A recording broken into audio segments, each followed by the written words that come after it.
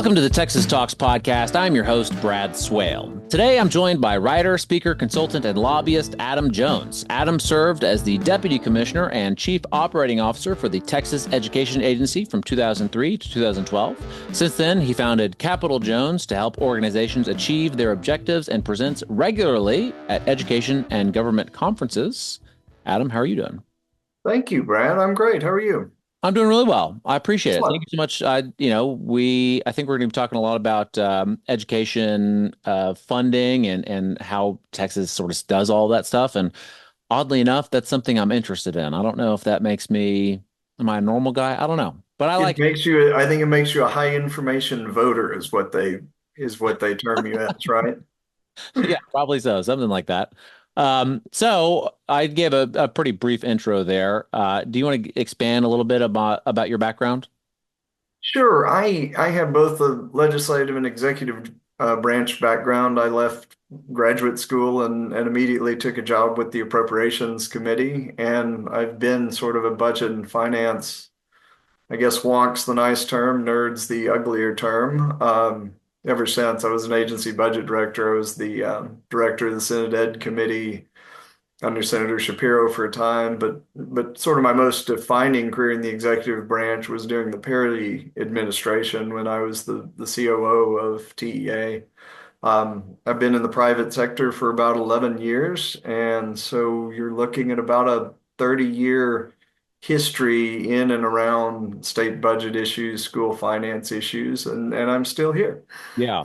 Certainly, I mean, state budget issues and when it comes to education is certainly one of the more complicated things that I've ever dived into. So how did you, what exactly did you do as it was the COO of the Texas Education Agency?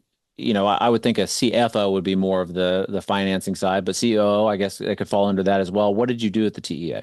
Yeah, I had a broader range than the CFO reported to me. So I oversaw budget and accounting and those traditional functions, but also the school finance system, grants administration, and then things like HR, IT, procurement.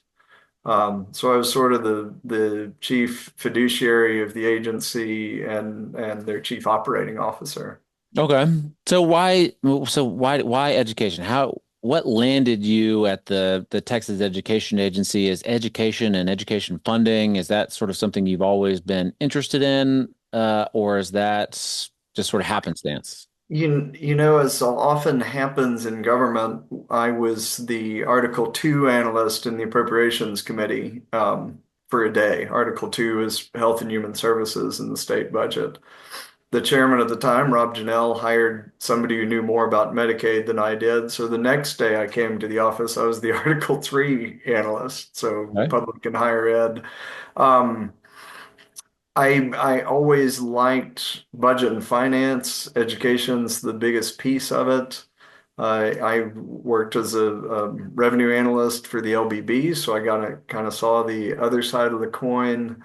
Then I was the budget director at TEA. So I've had sort of a broad range of experiences, but I've always enjoyed both public and higher education, and K-12 kind of drives everything we do, not just budgetarily, but you're raising future citizens. I always thought of TEA as a positive outcome agency where you're trying to create positive outcomes, and it was a great place to work in the executive branch. There are some real saints in state government who work trying to prevent negative outcomes, Yeah. family and protective services, corrections, law enforcement. That's a tough job. I always gravitated towards K-12 because I enjoyed the policy area and the finance area. Yeah. So let's talk about Texas education. Um, I guess I guess a good place to begin, I think, is just real basic. And I guess I'm maybe setting it up for failure if I say that it's basic because there's nothing basic about it. Are Texas schools appropriately funded, do you think? Oh man, you're starting with an easy question. I think they're lagging behind. Okay. Um, I, I, I, you have a big you have a COVID bubble. You have a ton of federal subsidies during COVID. And every time you have a conversation like this, people will always say, when are we going to quit talking about COVID? My response is, we'll quit talking about COVID when it ceases impacting what we're doing, but we're far from that right now. Yeah. So a couple of things happen. You have a huge influx of federal funds, and you're coming to that funding cliff. So they're leaving the public schools. You have a fight over education savings accounts in the 2023 legislature. So there's a $4.5 billion of funds appropriated for the public schools that were not allocated because the legislature didn't pass a school finance bill. So school districts are feeling the pinch there. They didn't raise the basic allotment, which means school districts are losing leverage with relevant to inflation. So you don't have a school finance bill. You have about $4 billion of appropriated funds that school districts aren't seeing. There's some hidden things too. Attendance numbers are down. So in Texas, school districts are paid on average daily attendance, or ADA. In most states, school districts are paid on enrollment. So kids have to show up. And according to the last testimony Commissioner Marath gave in front of the legislature, attendance is about 90% post-COVID. It used to be 92%. Okay. That doesn't sound like a lot, but with 5 million people in Texas schools, that's 100,000 kids not showing up day to day. So school districts are being squeezed in a number of places. It's getting harder to pass a bond issue. So adequate's a loaded term. I think this legislature will probably be interested in offering some relief to school districts in a number of areas, and we can get more into the details there. Yeah. Is there any word about why the attendance is down? I mean, 92 to 90%, like you said, doesn't sound like a lot, but of course, 100,000 kids can be, that depending on how many are in each school district, that can be a lot for a school district. Why is attendance down?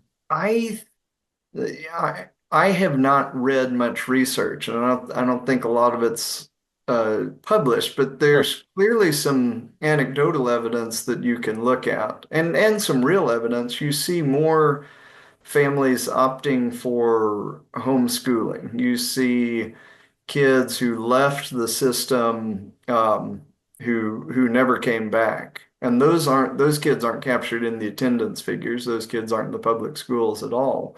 Yeah. But with the remaining cohort of kids in public schools, um, I think COVID has some deleterious effects on how families treat public schools. I think kids are more likely to take a couple of days off. I think parents are a little more risk averse about putting kids in schools. I don't know. I'm just sort of reading the social cues here. Sure. Yeah, and that's okay. I mean, it's maybe one day they'll come out with a study and figure out what happened or whatever, but that's okay. So, talking about school funding and how much schools get and everything like that, a lot of that has to do with Robin Hood. And surely there's people out there that have heard of Robin Hood or recapture or whatever you want to call it, but may not have exactly a full grasp on how it works. And I'm sure that I'm sure I don't understand every in and out of it either. Can you give us a crash course on Robin Hood? Yeah, I don't have a whiteboard behind me. I wish I did.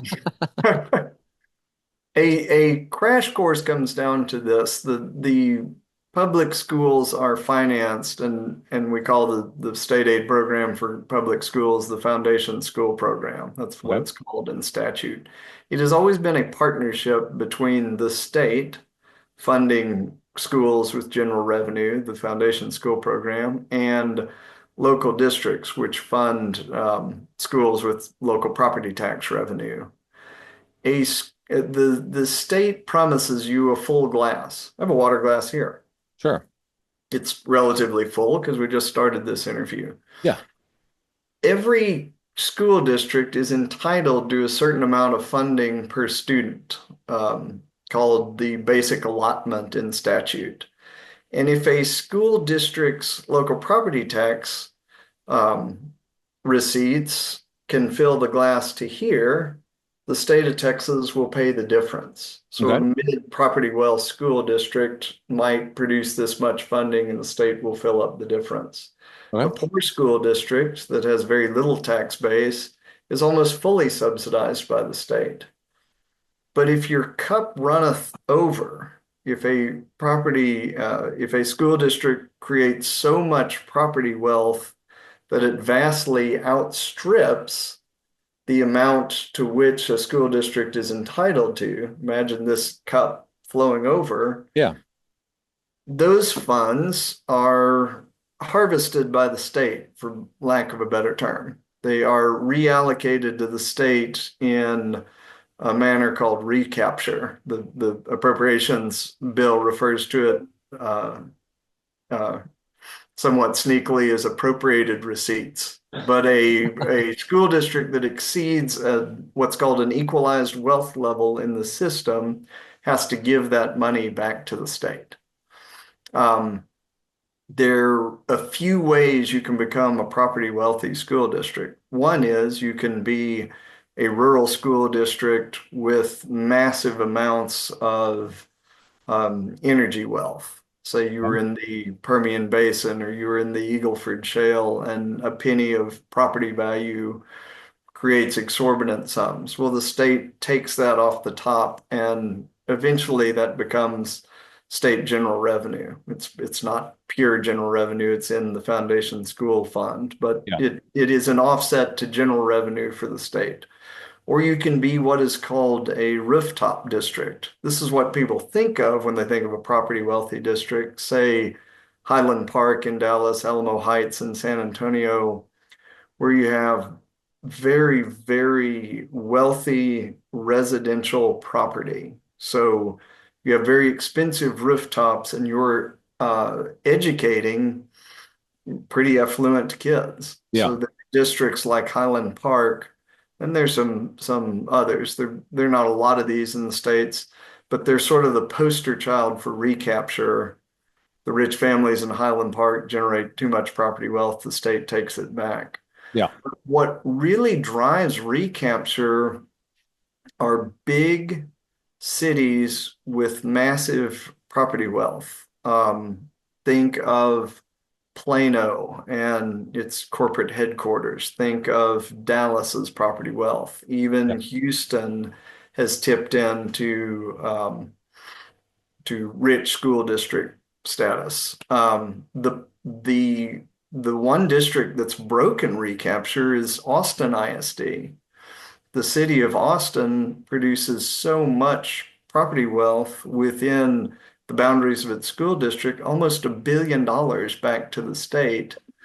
And the disconnect for a lot of folks who talk about school finance is there's some very, very rich school districts, Austin ISD, that educate some very, very poor kids. Yeah. Austin ISD is probably 75% economically disadvantaged. So there are times the system seems out of balance or it seems unfair. And I am sympathetic to those arguments. Fair is not a word we use in school finance. The system operates efficiently, and believe it or not, it operates equitably. The state of Texas hasn't lost an equity lawsuit in, gosh, I don't know, a couple of decades now. Yeah. The arguments about the arguments that have been compelling to the courts are adequacy. Do you fund enough money to run a legitimate K-12 education system? And an argument around meaningful discretion. And that basically means, does a school district have have agency over their own tax rate? Yeah. Or when you cap tax rates and everybody's at the top and the states compress them, does the school district no longer have agency? So there are a lot of arguments about that, and that's a fairly long explanation, but Sure. that's how recapture works. Yeah, so I'm curious about the Austin case. I mean, mostly, not mostly. I mean, I live here, but it's also interesting, like you say, it's it. If I'm not mistaken, Austin sends the most money back to the state through a recapture. I think it's like more than I think it's twice as much as like the next school district, I believe. I Yeah. could be wrong, but it's a lot, right? And Austin's enrollment is declining, and they're having trouble with their budgeting. They have a deficit, and I guess tomorrow is the election. Today's Monday, November 4th. People are going to be voting on a school bond, which I think is 141 million or thereabouts, and the school district gets to keep only 42 million or something, and the rest of it has to go to the state. It's all very complicated. How did Austin? I've kind of never really understood this. So, how did Austin break it? What happens with the as the enrollment goes down? What happens to these bond dollars? It's it's a great question. First of all, Brad, all your facts are correct. Austin pays over 900, or during the last school year, Austin paid over $900 million in recapture. The next highest district, I believe, was in the 300. So it's Yeah. actually almost three times what the second place is. Yeah. Um, if you will notice, Austin became a major US city almost overnight relative to how much time that takes. And if you've driven in our major cities, we can complain about Houston traffic or how tough it is to get to Dallas or I-35 between Austin and San Antonio. Dallas, Houston, San Antonio were all built to be cities Yeah. from day one. Austin was not, and our infrastructure reflects that. But the massive influx in commercial property in Austin has boosted its property values to just exorbitant highs. For Austin's a big school district. I mean, it used to serve 80,000 students, but it's an incredibly wealthy school district in a relatively small geographic area. So you have incredible property wealth.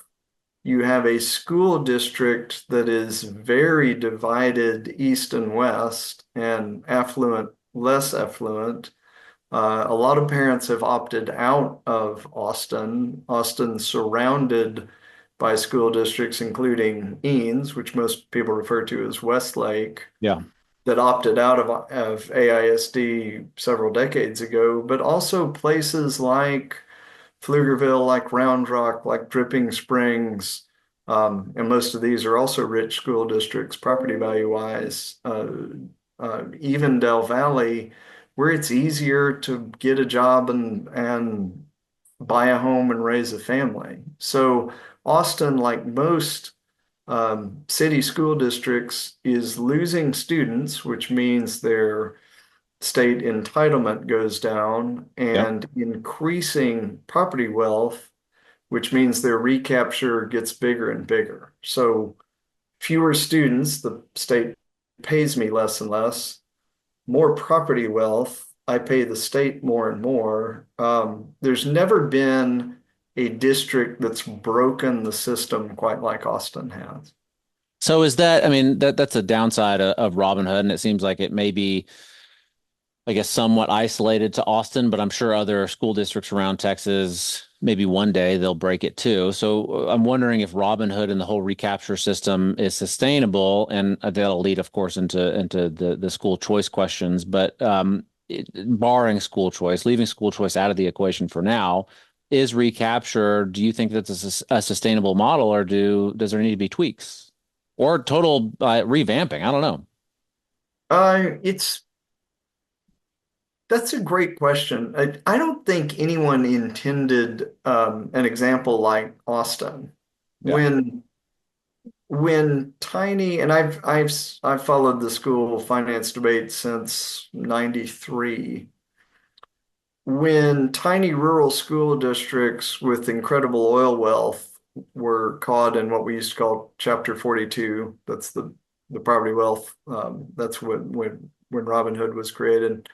Or when the people of the Park Cities or Westlake are rich school districts, that was fine.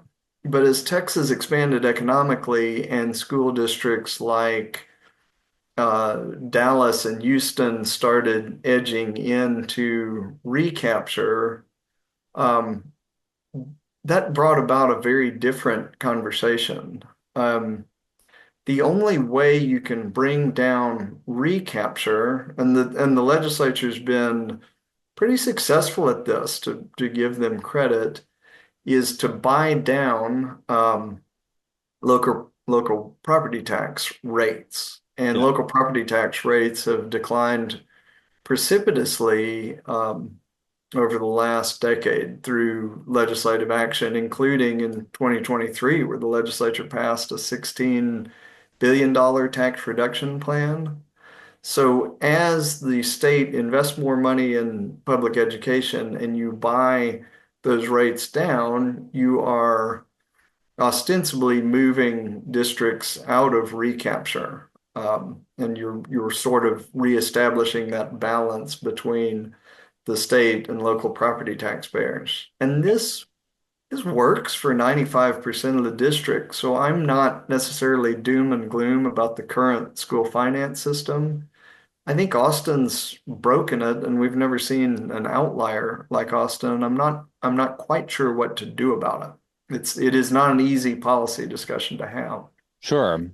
With the so I don't know. You brought up Eanes ISD, which is here in Austin, very wealthy. I guess I don't know. It's not part of Austin. EISD is not a part of AISD. Westlake is not a part of Austin. It's sort of like a little town within Austin, right?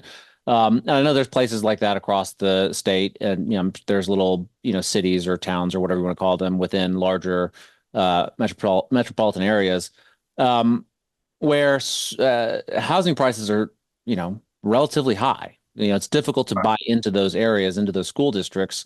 And so people sort of stay put, they age in their homes, and their kids no longer go to the district, and the school district loses enrollment that way. And they rely on transfer students to get in. And I assume that recapture has, a mechanism to pay for that, right? You report how many students you have, and you get a certain amount of money per student, but then you also have the bonds in place.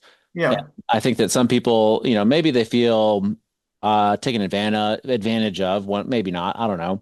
But for instance, I'm paying a lot of money for my, being in Eanes for my kid to go to this school district in property taxes, and someone transfers in from a less property rich area. Their property taxes are lower. Um, and then the bonds are only for those living in the EISD, but are in that school district, but not in the other school district. The transfer students don't have to pay it. It's kind of a mess sometimes when you get into the nitty gritty. It is kind of a mess. There's there's a lot to unpack there. There is there's always consternation about the stadium or the infrastructure or bonds people pass. You can't go to education Twitter without somebody complaining about a $10 million football stadium, and boy, I wish we could pay teachers that. Sure. Well, that's not the way the system works. School districts invest in buildings and infrastructure because they can. The money that they spend in the classroom, their maintenance and operations tax rate, is subject to recapture. Their INS rate, their interest and sinking fund rate, which is their capital improvement bond issuance, is not. So there was a time when school districts, frustrated with their inability to raise M&O taxes, started building stuff because school boards like things to do. And I may be painting with a broad brush. Sure. So yes, you see property wealthy school districts with fantastic facilities that struggle to pay teachers. Um, and yes, those school districts with aging populations, whether that's Highland Park or Eanes or Alamo Heights, recruit transfer students because recapture doesn't care where the student comes from. They just need enrolled students to lower your recapture payment. Yeah. So in a time, Brad, where enrollments are declining overall, Texas has a birth rate issue in its public schools. Commissioner Morass said 2025 is probably the zenith of public school enrollment. And even in their legislative appropriations request for the coming session, they project enrollment declines over the next year. So an increasing number of school districts are chasing a decreasing number of students. Most school districts are either level or they have declining enrollments. In the Yeah. case of Beans ISD, they have declining enrollments, and their property values aren't going anywhere. So it's a tough situation for everybody. Yeah. There are what I tell people, and sometimes this doesn't make me very popular, is nobody feels sorry for Highland Park, right? Nobody feels sorry for Eanes. Yeah. Um, Kids in poor neighborhoods in Austin with poor facilities. Have you watched AISD athletics over the past 10 years? I mean, kids with aging facilities in East Austin do not have any sympathy for Eanes because they make recapture payments. Yeah, of course. So all politics depends on your community and where you sit. And in a way, school finance doesn't really satisfy anyone. Yeah, yeah, for sure. There's always going to be no system's going to work perfectly, but I do have, I want to switch to school choice a little bit, and I think that will change the conversation about school choice depending on how far it goes. There's, education savings account, vouchers, whatever you want to call it. I don't know exactly what it's going to look like. Maybe you have a prediction of what it could look like. But I'm curious, how is school choice funded? And from there, I have a lot of questions about all of this stuff. I'm gonna start. I'm gonna start with the last ESA school choice voucher bill, Okay. however you want to call it, that didn't pass in the fourth called session Yeah. back in November, December 2023. And in that bill, which was a fairly universal school choice bill, that's what the legislature eventually ended up on, that bill with universal school choice. And when I say universal, I mean it broadly did not discriminate by school district, by the affluence of the student involved. It didn't separate out poorly performing schools or special ed students. It was a bill for everyone. I think the fiscal note was about $500 million, and the authors of the bill appropriated that money separate and apart from the foundation school program. So that was basically general revenue allocated, if I remember right, to the controller of public accounts, who was charged with setting up an education savings account system for the families. So the legislature took great pains to separate the education savings account program from the foundation school program. School districts rightly argued, well, you can call it whatever you want, but every student that opts for a private school instead of a public school is money that we were entitled to Yeah. that is no longer in the foundation school program. And Yeah. choice advocates would make the counter argument by saying, well, you're not entitled to any student. That's the whole point we're making. We have education choice families ought to decide. And that's the crux of the argument. But the legislature took great pains during the last session to set up a separate program apart from the foundation school program. So if the foundation school program being recapture, correct? Sure, Yeah. that's So a component of it, right? yeah. So if it's not funded, if school vouchers and or ESAs or whatever you want to call it, if it's not funded through recapture, then it's funded through I suppose maybe surplus or with the general fund of the state of Texas. Um, you know, Texas has had bad years. That happens. That maybe we have a bad year next year or the year after that. I don't know. How does the funding, where does the funding come from going forward? That seems like I don't know, a quick a fix, not, I don't, a quick fix, I guess. If they're not taking it from the existing tax revenues, they're taking it from surpluses or whatever the case may be Seems like it's not a sustainable system. The it's a great question. I don't know whether it's a sustainable system or not. Controller Hager will get mad at me for saying this, but at the moment, Texas is flush with cash. I Sure. mean, we'll have at least a $20 billion surplus when the legislature convenes, and 21 million in rainy day. And okay, so it's not the $30 billion surplus we had last time. Yeah. If you're going to pass a new major education program, this would be a pretty good time to do it. Yeah. So ostensibly, this is a zero-sum game. The state entitles every school district or charter school to a certain degree of funding for every child who enrolls. Yeah. If that child chooses to take an $8,000 voucher instead and go to private school, well, that's money you're not paying into the public system. So the question really is, with regard to sustainability, how many kids who are not in the system at all will be voucher participants? Yeah. We don't know that, and we don't know the provisions of the bill. There's some states which set up education savings accounts which have prior enrollment requirements. In other words, the student had to be enrolled in public schools before they can get a voucher, which Yeah. is a cost containment measure, right? Sure. So it depends on how expansive the program is and how many kids opt into a voucher program that weren't part of the system at all. Yeah. Otherwise, it's sort of accounted for in the school finance system.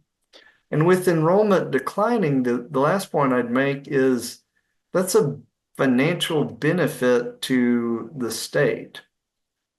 We get into some uncomfortable truths, but when kids don't come to school or when kids drop out of school, it financially benefits the legislature. That's $6,000 more in general revenue they don't have to pay to fund the foundation school program. Yeah. I think everybody, regardless of party, would like every kid in some sort of a system where they're getting a great education. And how we accomplish that is the argument we're on the precipice of when the legislature reconvenes. Yeah, I mean, from everything that I've read and heard, it seems like something will likely pass. I'm not sure, but you brought up whether if the ESAs or vouchers or whatever you want to call it is, let's say it's $8,000. I've always wondered, wouldn't that just increase the cost of private school, right? Where the private schools or whatever school, maybe homeschool would be an exception, but a private school knows that these people have $8,000 to spend on education and demand increases. Wouldn't that increase the costs? Wouldn't they just start charging more money? I think one of the voucher arguments, and it's fairly compelling, and I am not taking sides here. Sure, that's fine. Most private schools in Texas charge more than $8,000 a year. Yeah, So you might be subsidizing a family who chooses to participate in the program. And that, of course, depends on the private school itself choosing to participate in the program. But it may be a subsidy that doesn't cover the full cost. I think the compelling educational argument to me is how do we prevent sort of fly-by-night pop-up private schools who want to participate in an ESA program? yeah, There has to be some quality control over vendors. There's a precedent for this in Texas, actually, and that's when we authorized open enrollment charter schools way back in uh, 93, 95, when Texas authorized charter schools. There was a famous called Generation 2. The state board approved, I think, 80 charter operators all at once. yeah, And they flooded the market, and a lot of those schools weren't very good. Gave the charter movement a black eye. Some kids got pretty lousy educations. To the state's credit, both TEA and the legislature's credit, most of those charter schools don't exist anymore. So we had a reset. the process for being approved as a charter school now and the accountability standards they're held to are pretty high, among the highest in the nation now. So um, the state has seen what can happen when you rush through a major policy initiative and you're not careful about the quality measures. So you hope they don't repeat that mistake. You hope that an ESA program would be a complementary program where kids are getting high quality private educational opportunities in addition to public education opportunities. The Ye- devil's always in the details, though. Yeah, of course. Another question I've always had, and I don't, maybe it's been answered and I just didn't see the answer, but I mentioned earlier, for instance, AISD is this, 150 million dollar bond. That's not the exact number, but it's close. Uh, Yeah, I suppose. yeah, and so they're putting that up there, and then let's say, the school, there's a lot of legislators out there that would love universal school choice. Are they going to get universal school choice where everyone gets a voucher or an ESA and they get to choose the school of their the people get to choose whatever school they want? I don't know. Probably not this session, but maybe down the line. What happens to those bond dollars? What happens to that debt? Who takes that on? Does the school district as a pass through for taxes to the state, does it cease to exist and the state take on that bond dollars? Are we paying the state directly for the school taxes? I'm not, I just don't know how this works if it's, we're relying on the for paying for funding the for funding school choice, ESAs, vouchers, through, the general fund instead of the recapture money. It kind of seems like there's gonna be some hiccups, maybe. Um, I asked a lot of questions there, I think. I don't know. I don't know if there is a question in there. So the question is, what happens to the like, for instance, what happens to AISD's bond? Let's say they pass it right now, $150 Yeah. million, and then school choice passes, and all of a sudden AISD doesn't have the enrollment anymore because everyone has school vouchers, right? Yeah, I see exactly where you're going. So the voters of AISD have basically voted to increase taxes on themselves. Sure. That's what that proposition is, to generate more money from the state to pay for educational, mostly teacher salaries. That's where the Sure. bulk of education is, but to pay for educational services for their kids. What's odd about the Austin proposition is they're raising tens of millions of dollars for themselves and sending 100 million back to the state. And I'm painting with a broad brush Sure. too. That's not an argument most school districts would make with their constituents. Regardless of whether a voucher bill passes or not, or whether Austin ISD starts losing kids to private schools, and I'd note that Austin ISD already loses kids to private schools, Yeah. the tax increase is tough to, I mean, if Austin increases that tax rate stays where it is, and it's going to generate money that Austin ISD gets to keep. Yeah.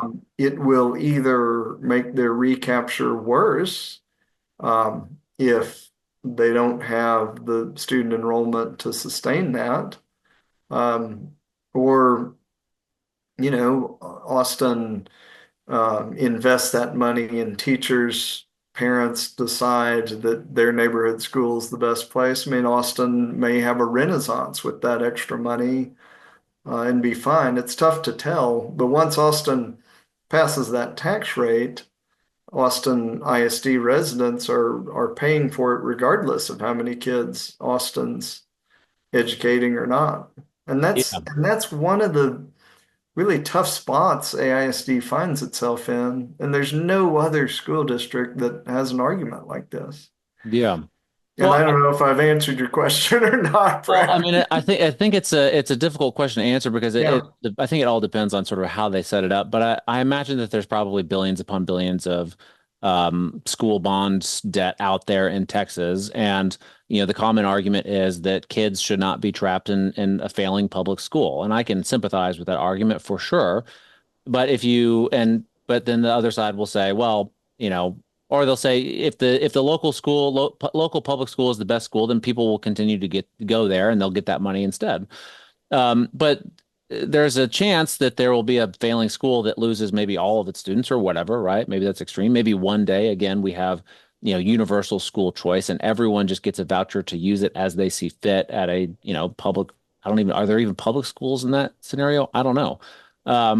But what happens to all that bond debt? Do the districts sort of disappear and they're no longer a pass through or do they just exist as a pass through for those tax dollars?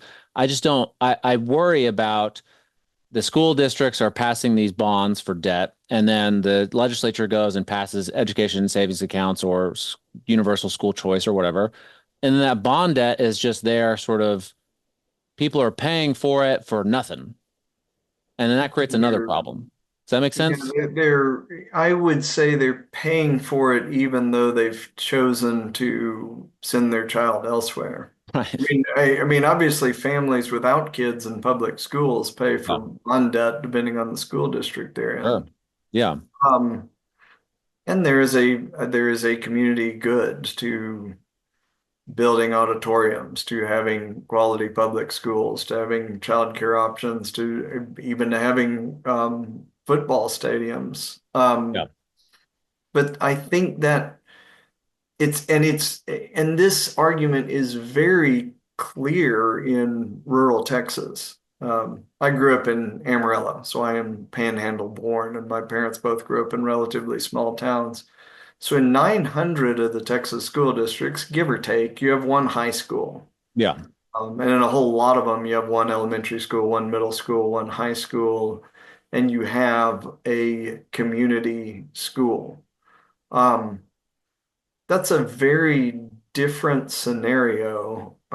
You're almost running two different systems in Texas. Yeah. That's a very different scenario than a property wealthy suburban school district, let's say Pflugerville, since we're sitting here in Austin, Sure. that is surrounded by other quality school districts, Hutto and Taylor and Round Rock and AISD, um, that are competing with each other basically for students. I mean, Yeah. 70% of Texans live in this Houston Metroplex, Austin, San Antonio triangle. And it's a very different existence once school districts, school districts' boundaries really started to rub up against each other. I mean, there's no breathing room in the inner city and suburbs, and it Yeah. pushes farther and farther and farther out. Um, and that's all competition for a declining number of students. If you throw a private school subsidy into the mix, you've added another layer of competition for students, and yet you still have public infrastructure that is building classrooms and paying teachers and building athletic and fine arts facilities. Yeah. So the crux of what you may be saying, Brad, is how do we determine what is a good public good expenditure and what is not? And there's really not another place in state government that looks like this. Yeah. Water systems look a little bit like this. They're fragmented, but they're not competing for kids. Yeah. And that's why the stakes in these arguments tend to be so high and tend to be so vociferous, frankly. Yeah, for sure. Well, I mean, kids are involved in its education and people get passionate about that.